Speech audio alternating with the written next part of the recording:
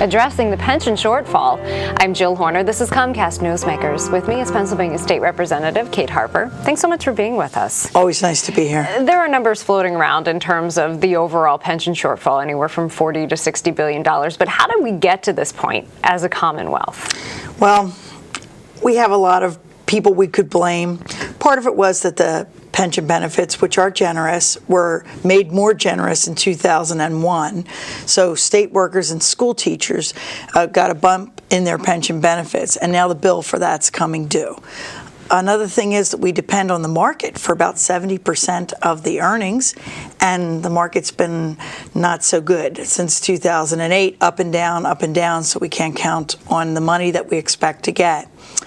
And then we have the baby boom. As the baby boomers age and retire, they want to collect the checks that they've earned. And we're a big group, we baby boomers, and we're all retiring at the same time. And that's expected to continue for the next 4, 5, 6 years. And so the problem of not having enough money to pay the pension benefits that have been earned is going to be with us for 4, 5, or 6 years if we do nothing. So let's talk about some potential changes that could be made in order to mitigate this upcoming spike, but to also stabilize pensions for the long term.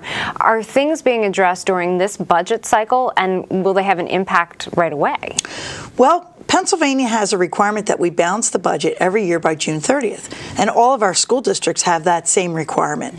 And since the Commonwealth and each school district is one half of an employer for a teacher's pension, both school districts and the Commonwealth will have to ante up more money to make the pension payment this year and for the next several years. So it's definitely a budgetary concern in Harrisburg, but it's likely to be a budgetary concern at home at your school board level too.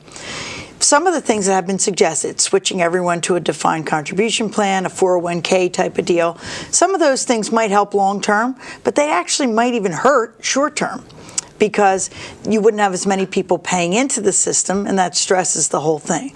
So there are no easy answers here. Some people have suggested that we borrow the money.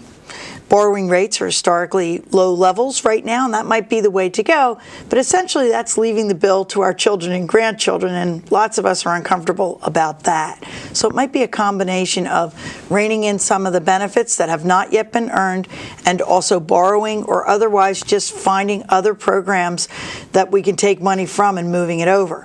Now remember, education takes about 40% of the entire state budget.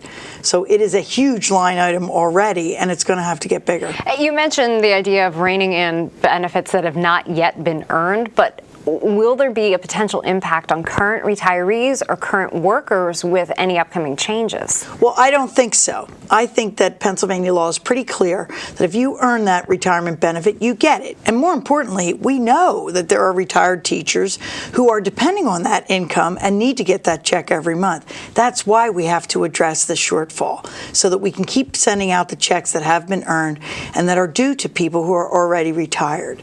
However, private industry's changed a lot over the last 20 years, and government has not followed suit.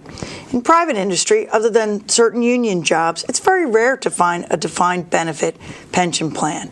Most companies have 401k plans or defined contribution plans where the employer decides how much they can afford to put in. And those changes were made in private industry over the last 20 years.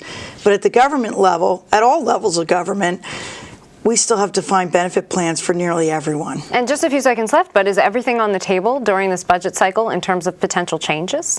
Yes, and we have to deal with it this year, and we have to deal with it next year, and the year after that, and the year after that. Otherwise, taxes will have to rise at the state and local levels. Thanks for being with us.